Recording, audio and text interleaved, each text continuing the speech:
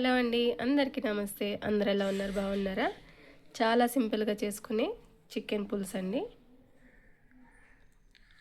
జలుబు చేసిన ఎవరికైనా కొంచెం బాగాలేదనుకున్నా ఈ చికెన్ పులుసు వేసుకొని అన్నం తింటే జలుబు కొంచెం కంట్రోల్ అవుతుంది. నాకైతే అలానే ఉంది కాబట్టి నేనైతే పులుసు చేసుకున్నాను. చూసారు కదా, పులుసు రెడీ అయిపోయింది కదా. ఇప్పుడు ఫస్ట్ ముద్ద మీకే అన్నమాట, తినేసేయండి. మీ తరపు నేను తినేస్తా.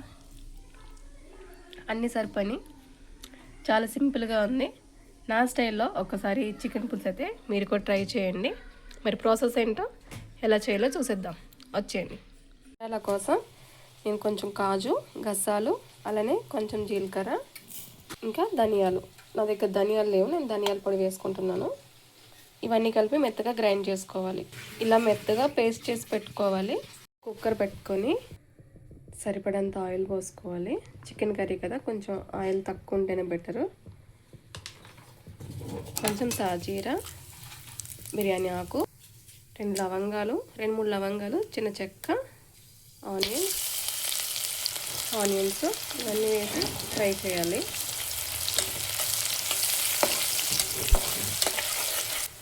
ఒక 2 చిల్లీ సన్నగా కట్ చేసుకున్నవి ఇవి బాగా ఫ్రై అయినాయి కదా. దీంట్లో కొంచెం కరివేపాకు, 1 స్పూన్ అల్లం వెల్లుల్లి పేస్ట్ వేసి ఫ్రై చేయాలి.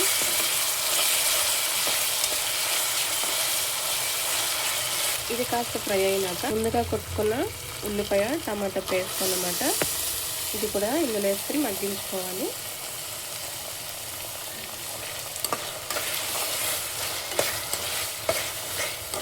ఆయిల్ పైకి వచ్చే వరకు దీనైతే కొంచెం మగ్గనిద్దామండి. దీంట్లో కాస్త ఉప్పు, కాస్త పసుపు వేసుకొని ఇది కాస్త మగ్గిద్దాము. ఆయిల్ కొంచెం పైకి వచ్చింది కదా, ఇప్పుడు ముందుగా కడిగి పెట్టుకున్న చికెన్ అయితే దీంట్లో వేసేసుకుందాం. చికెన్ అంతా వేసుకున్నాక దీన్ని బాగా మిక్స్ చేసుకుందాం. అంతా కలుపుకున్న తర్వాత దీనికి సరిపడా కారం వేసుకొని కారం కూడా దానికి పట్టేటట్టు మంచిగా కలుపుకోవాలి. మసాలా అంతా వేసుకుని కలుపుకున్నాం కదా, చికెన్ అంతా కారం వేసుకున్నాం కదా. ఇప్పుడు మనం గ్రైండ్ చేసి పెట్టుకున్న మసాలా కూడా యాడ్ చేసుకుందాం. చికెన్ అయితే ఉడికింది. ఈ మసాలా పేస్ట్ అంతా కూడా వేసేసుకుంటున్నాను నేను. ఇది మంచి గ్రేవీని ఇస్తుంది, టేస్ట్ కూడా బాగుంటుంది. బగారా రైస్, చికెన్ గ్రేవీ చేసుకుంటే బాగుంటుంది అన్నమాట. మసాలా అంతా ఉడకాలి కాబట్టి కాస్త అంత వాటర్ వేసుకుంటున్నాను నేను. ఆ మిక్సీలోనే వేసుకొని కడుక్కొని వేసుకుంటున్నాను. దీంట్లో గరం మసాలా వేస్తున్నాను, చికెన్ గరం మసాలా వేసి దీన్ని ఒక 5 మినిట్స్ అయితే మూత పెట్టేసుకుందాం. చూసారా, మొత్తం అంతా పులుసు అంతా దగ్గరికి ఎగిరింది.